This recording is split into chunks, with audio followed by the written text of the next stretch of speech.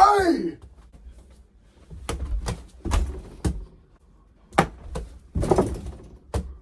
What's good, YouTube? Your boy JR2T is back in this thing. Man, okay, I thought the tripod was about to fall. This is kind of like, this is bringing back to my days on the channel. Like the first week or two where I had these traditional styled videos where it was just the cam set up here. I'm talking with the backdrop, no PC, no webcam, anything like that. I'm out of breath. Hold up, y'all. But yeah, today, man, I want to talk about something that I don't like when it comes to the NBA and sports content, especially for the NBA, because I think that's where it's the most used. And that would be recency bias, or recency biasy, or recency bias. You know what I'm trying to say. I hate it, bro. I hate it. I've always hated it. And that's why I don't watch First Take. NBA players will be known as like top 5. Say a guy, for example, KD. Actually, KD is a bad example after what happened with the Celtics. I don't know. There's been examples. So Joel Embiid, right? You'll see games where he's dropping 45, 36, 37, 38, 5 insane games in a row, right? And then he'll have one game where he goes out and he'll get 22. Now, everyone, the 5 games before, you see on Twitter and Instagram, oh, MVP front runner, MVP worthy, Joel Embiid a stud. And then you see that one game where he has 20 something and then they lose the game. And he's like, oh, well, he wasn't too reliant on free throws this game. Oh, he lost because he couldn't get to the line. It's just like all this random bullshit. Like, people can't really just sit down and give a guy some, leeway. And then, remember, this is my biggest example with recency bias. Is the first half of the NBA season, right? The Celtics were god-awful. I mean, for our expectations, we were terrible. I think we were like 9-10 seed for a majority of the season. At one point, we were 11 seed halfway through the season.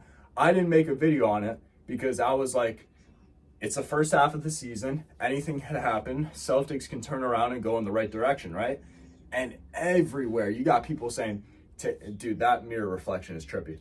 But you got people saying like, oh, Tatum and Brown can't play together. Tatum and Brown, 2 young wings, they can't be productive together. Ime Udoka sucks. He's a terrible head coach. And then you go to the end of the season, they hit the 2 seed, and now everyone's deriding the Celtics, deriding Tatum and Brown, Ime Udoka. Oh, the Celtics team's amazing. Now that Brad Stevens is gone, they're great and everything. Even, it's just so, people can't just, sit down and, wait. And I get it. The NBA, you're going to talk about the stuff that recently happened. That's just how it is in life. But it just gets to the point where people absolutely disregard reality and disregard the fact that, sports players or teams are always going to be off and on. There's never a team or a player that is so good that is never going to underperform. It's just what fucking happens. It's sports. If y'all ever if these Reddit users, these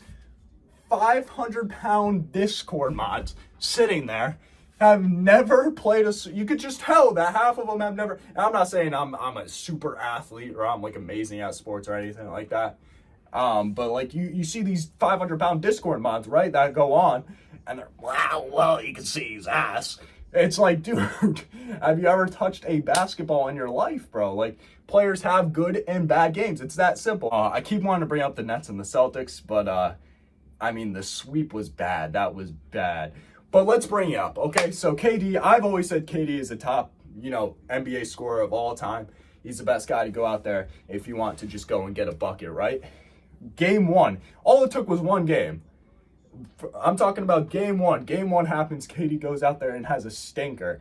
And I see people, really, this is KD's top scorer? This is the guy who people say is top 3 in the NBA? Can't you just understand that a player cannot hit shots sometimes? It's what happens, or that another team plays good defense? How come the other team doesn't get good credit for, they do, but how come that isn't the headline? Why does it have to be the player who played ass? That happens, bro.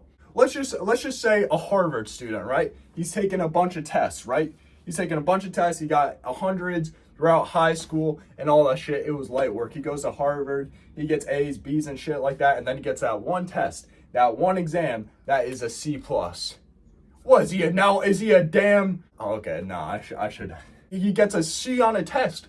What is he? Is he slow now? I gotta watch some of the language I use on here. I was about to say, you know, some other stuff. But yeah, you know what I'm saying? It just happens. It's life.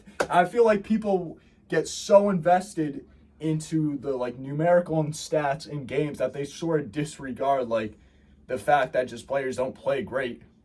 Like there's up and downs, you know? I don't know. Maybe I'm tripping, maybe I'm ridiculous, but I'm a Celtics fan. And I still think KD is nasty. Remember when Jimmy Butler and the Miami Heat made it to the finals in the bubble, and everyone was gassing up Jimmy Butler and saying he was like top 3 best small forwards in the league, or like top, I don't know, some people were even saying it was a top 3 player in the league. And I was like, yeah, Jimmy's nice. I don't know about all that. And then you go into next season, I still think Jimmy is nice. And then he has that series against the Bucks, and they stink it up. I think they either got swept or they won one game. I can't remember. Jimmy pretty much did terrible. Couldn't really hit shots to save his life, and everyone was calling Jimmy B trash and overrated. And then now this year they're a 1 seed, beat the Hawks in 5, and was dropping buckets in every game. And now people are back to gassing up Jimmy Butler again. And I heard some people on a podcast saying Jimmy Butler were better, or is better than Paul George, even though the season before that same guy was saying that Paul George was better than Jimmy B. It's just like, I get stuff changes, right? Like things change. A lot can happen and change in an NBA in just one season. But at the same time, it's like, why can't it just be like they're both solid players, or they're both like near to equal? It's weird. Like sometimes it's just hard to say what player is better than another player because things change. Things happen. One day he might drop 50 and then people are like, oh, he's the best player. And then 2 games later, the other guy goes down and drops 50. Well, fuck. Now he's got to be the best player. It's like, bro, why can't they just both be decent, man? I don't know. Am I tripping, y'all? Maybe I'm explaining it bad.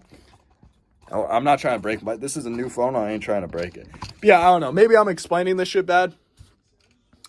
And I get it's all about, you know, news and making headlines. And I'm sure I've had some NBA recency bias moments. It's almost destined for me to say something like that, especially being an NBA, you know, content creator and stuff like that. Like I'm going to have some moments like that. But I feel like people go next level and to the extremes in certain scenarios.